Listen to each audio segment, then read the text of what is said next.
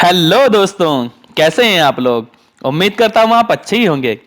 दोस्तों, आज की इस वीडियो में मैं आपको भारत का स्विट्जरलैंड यानी कि कश्मीर गुलमर्ग की यात्रा पर लेकर जाने वाला हूं। और इस वीडियो में मैं आपको बताऊंगा कश्मीर घूमने का सबसे आसान, सस्ता और सही तरीका। जैसे आप कश्मीर कैसे पहुंचे, होटल कहाँ मिलेगी, हाउस बोट का कितना खर्चा होगा और इस टोटल ट्रिप में आपका कितना खर्चा आएगा, वगैरह वगैरह। और साथ ही आपको बताऊंगा कि अगर आप विंटर में वहां पर जाते हैं तो आपको वहां पर बर्फ कब और कहां मिलती है, और भी बहुत कुछ। तो इस वीडियो के लास्ट तक जरूर देखिएगा। और ऐसी ही एंटरटेनिंग और इंफॉर्मेटिव वीडियो देखते रहना चाहते हैं तो मेरे चैनल को सब्सक्राइब कर बेल आइकन जरूर दबा दें, ताकि आने वाली हर एंटरटेनिंग और इंफॉर्मेटिव वीडियो का नोटिफिकेशन सबसे पहले आपके पास पहुंच जाए। तो चलिए फिर आज घूमते हैं कश्मीर। दोस्तों, कश्मीर घूमने की बात करें तो सबसे पहले बात करते हैं कि आप कश्मीर गुलमर्ग कैसे पहुंच सकते हैं। दोस्तों, अगर आप बाय फ्लाइट आना चाहते हैं तो देश के लगभग सभी बड़े शहरों से श्रीनगर के लिए डायरेक्ट फ्लाइट अवेलेबल है। दिल्ली से श्रीनगर तक फ्लाइट चार्ज लगभग 5,000 से 7,000 रुपए पर पर्सन रहता है, जिसमें लगभग 1.5 से 2 घंटे का समय लग जाता है।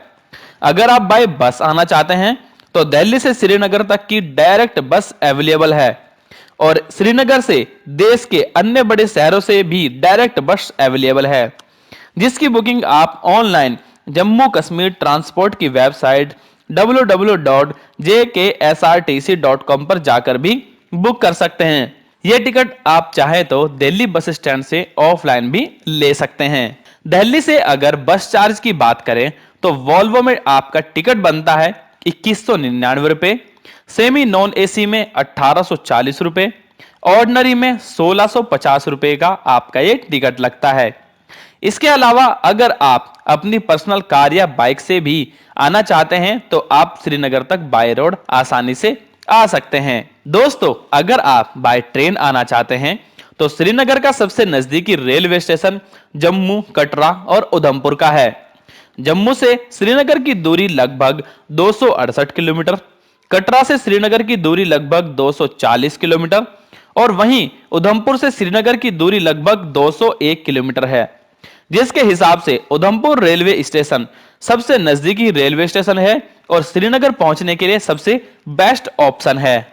अगर आप उधमपुर तक बाय ट्रेन आते हैं तो आपको उधमपुर के बाद बनिहाल तक बाय बस या बाय टैक्सी पहुंचना होगा।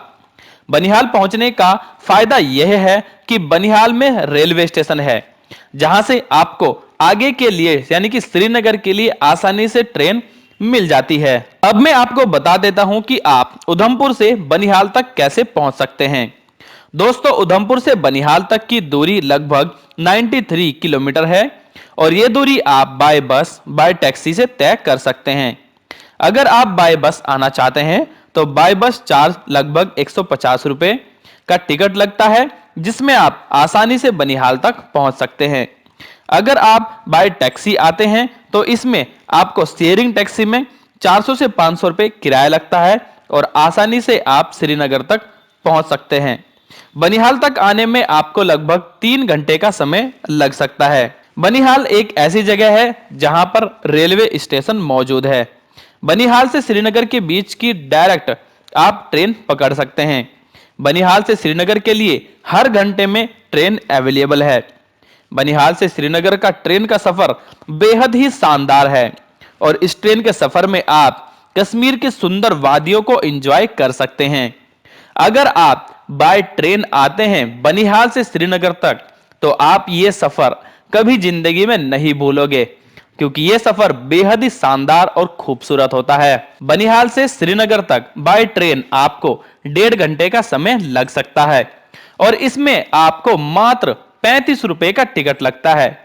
इस ट्रेन के सफर में आप कश्मीर की बेहद ही खूबसूरत सीनिक व्यू को देख सकते हैं। इसलिए अगर आप मेरी मानो तो आपको ये जर्नी जरूर एंजॉय करनी चाहिए। इसके अलावा आप कटरा रेलवे स्टेशन तक आकर वहां से भी टैक्सी या बस के द्वारा श्रीनगर तक पहुंच सकते हैं। अगर आप कटरा रेलवे स्टेशन तक आते हैं तो आप श्रीनगर तक अगर बाय टैक्सी जाते हैं, शेयरिंग टैक्सी से आपको 500 रुपए से 1000 रुपए का टिकट पड़ता है पर पर्सन का। और अगर बाय बस जाते हैं तो आप 700 रुपए से 850 रुपए का टिकट लेकर आसानी से श्रीनगर तक पहुंच सकते हैं। कटरा से श्रीनगर की बीच की दूरी लगभग 240 किलोमीटर है और यह दूरी भी आप बहुत ही आसानी से तय कर सकते हैं।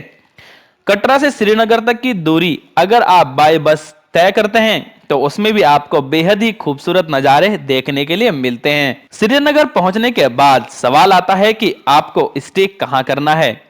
श्रीनगर में आप आसानी से होटल में रुक सकते हैं। श्रीनगर में होटल आपको आसानी से 500 रुपए से 5000 रुपए के बीच में या उससे ऊपर तक भी मिल जाते हैं। आप अपने बजट के हिसाब से होटल में स्टे कर सकते हैं।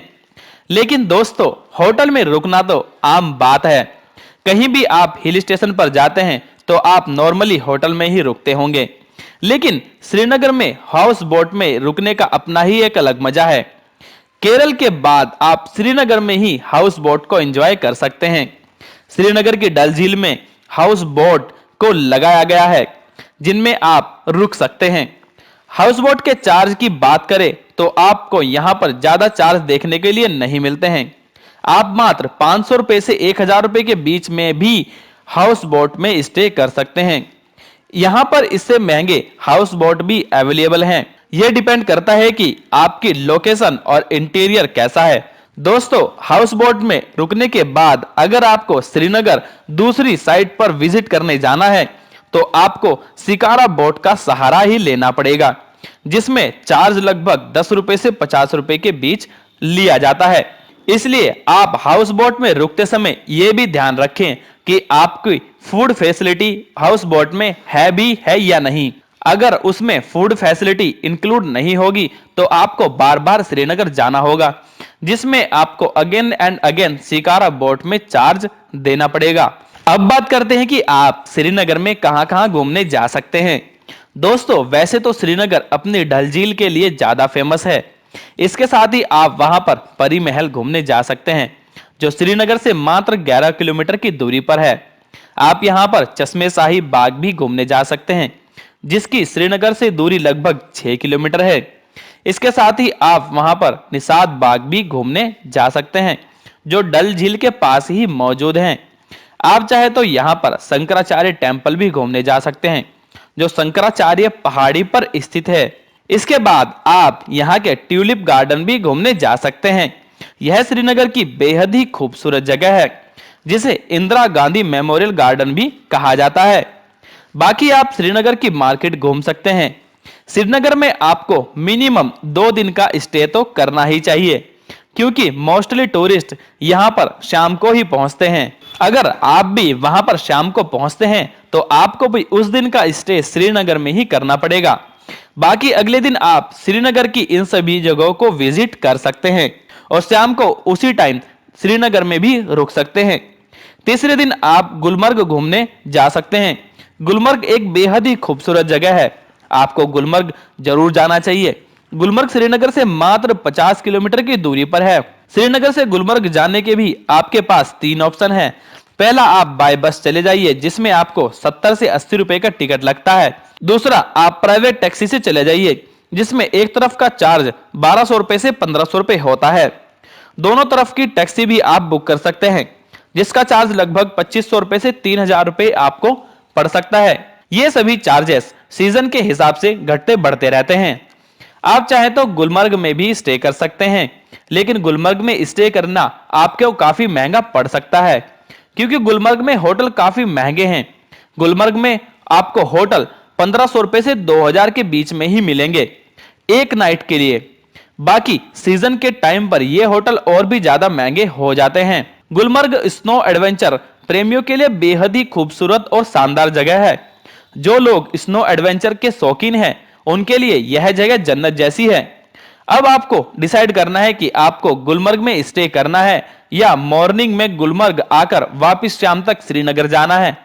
अगर आप कम बजट में गुलमर्ग घूमना चाहते हैं तो सुबह सुबह ही श्रीनगर से गुलमर्ग के लिए निकल जाइए और शाम तक वापस श्रीनगर में ही स्टे कर लीजिए। अगर आप गुलमर्ग आते हैं तो आप यहाँ की गिल्डोला राइड जरूर घूमिएगा। गिंडोला राइड को एंजॉय करने का अपना ही एक अलग मजा है। गिंडोला राइड एक प्रकार का रोपवे है जिसमें दो फेज होते हैं। पहले फेज में आप गुलमर्ग से कांगडोर तक जा सकते हैं और दूसरे फेज में आप कांगडोर से एफेता पावर ट्वीक तक जा सकते हैं। अगर आप फरवरी, मार्च और अप्रैल के महीने में आते हैं तो आप दोनों राइड को एंजॉय कर सकते हैं।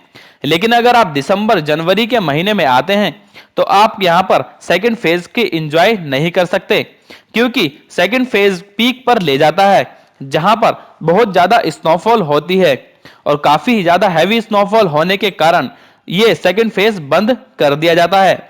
अगर गिंडोला राइड के चार्ज की बात करें तो फर्स्ट फेज का राइड चार्ज लगभग 750 रुपए होता है और सेकंड फेज का राइड चार्ज लगभग 950 रुपए होता है।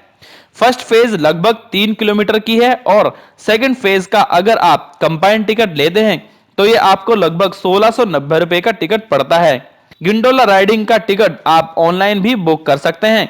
इसके लिए आपको www.gulmarggindola.com पर जाना होगा। अगर आप मेरी माने तो आप पहले फेज की राइड पूरी करने के बाद ही दूसरे फेज की राइड का टिकट बुक करें, क्योंकि पहले फेज की राइड में ही आपको सभी एडवेंचर एक्टिविटी करने के लिए मिल जाती हैं, जो किसी भी टूरिस्ट के लिए सफिशिएंट होता है। 3 साल से कम उम्र के बच्चे का कोई टिकट नहीं लगता है, बाकी सभी बड़े और बुजुर्गों का फुल टिकट आपको यहाँ पर लेना पड़ेगा। गिंडोला राइड गुलमर्ग की बेहद खास चीज है। गुलमर्ग आने के बाद आपको इसे एंजॉय जरूर करना चाहिए। अब बात करते हैं कि आप गुलमर्ग में आने के बाद क्या क्या एक्टिविटी कर सकते हैं। आप यहाँ पर स्नो मोबाइल को एंजॉय कर सकते हैं। यह एक प्रकार का स्नो स्कूटर होता है जिसे आप अलग अलग प्राइस पर बुक कर सकते हैं। स्नो मोबाइल के प्राइस 1200 रुपए से शुरू हो जाते हैं और 3500 रुपए तक जाते हैं। आप अपने बजट के हिसाब से इसे एंजॉय कर सकते हैं। इसके साथ ही आप वहां पर स्कीइंग भी कर सकते हैं, जिसका चार्ज लगभग 500 रुपए से 1000 रुपए लिया जाता है। इसके साथ ही आप वहां पर snow boarding, snow tube riding, snow paragliding आदि चीजों को एंजॉय कर सकते हैं। अगर आप श्रीनगर आते हैं तो गुलमर्ग जरूर जाइए। यहां आना बेहद ही खास होता है और यही जगह कश्मीर को अपनी एक अलग पहचान दिखाती है पूरी दुनिया में। तो चलिए अब बात करते हैं खाने पीने की। दोस्तों, आपको श्रीनगर और गुलमर्ग में आसानी से वेज और नॉन वेज दोनों प्रकार का खाना आसानी से मिल जाता है, वो भी अफोर्डेबल प्राइस में। चलिए अब बात करते हैं बेस्ट टाइम की। दोस्तों, यहाँ का बेस्ट टाइम मार्च से लेकर जुलाई का रहता है। इस टाइम पर यहाँ टूरिस्ट बहुत ज्यादा घूमने आते हैं और इस टाइम पर आप गिंडोला राइड की दोनों पॉइंट को एंजॉय कर सकते हैं और इस वक्त भी आप यहाँ पर काफी ज्यादा एंजॉय कर सकते हैं। लेकिन अगर आप स्नोफॉल का मजा लेना चाहते हैं तो आप यहाँ पर नवंबर से लेकर फरवरी के बीच में ही आइए। इस वक्त यहाँ पर बहुत ज्यादा स्नोफॉल होती है और सभी प्रकार के स्नो एक्टिविटी भी यहाँ पर कराई जा सकती हैं, जिनका मजा आप यहाँ पर ले सकते हैं। इस वक्त भी यहाँ पर बहुत ज्यादा पर्यटक घूमने आते रहते हैं। अगर बजट की बात करें तो अगर आप सिर्फ श्रीनगर घूमना चाहते हैं तो आप बाय ट्रेन और लोकल ट्रांसपोर्ट का यूज करके मात्र 5000 रुपए से 5500 रुपए के बीच में श्रीनगर को आसानी से कवर कर सकते हैं और इतने ही बजट में आप यहाँ पर काफी ज्यादा एंजॉय कर लेंगे। लेकिन अगर आप श्रीनगर के साथ गुलमर्ग को एंजॉय करते हैं और अगर आप यहाँ की लोकल ट्रांसपोर्ट और ट्रेन का यूज करते हैं तो आप मात्र 10,000 से 12,000 के बीच में गुलमर्ग को आसानी से एंजॉय कर सकते हैं, जिसमें आप 2 दिन का स्टे श्रीनगर में और 1 दिन का स्टे गुलमर्ग में कर सकते हैं। अगर आप 3 दिन का स्टे श्रीनगर में ही करते हैं तो आपका बजट और भी कम हो सकता है। अगर मोबाइल नेटवर्क की बात करें तो कश्मीर में प्रीपेड सिम काम नहीं करते हैं, यहाँ सिर्फ पोस्टपेड सिम ही काम करते हैं।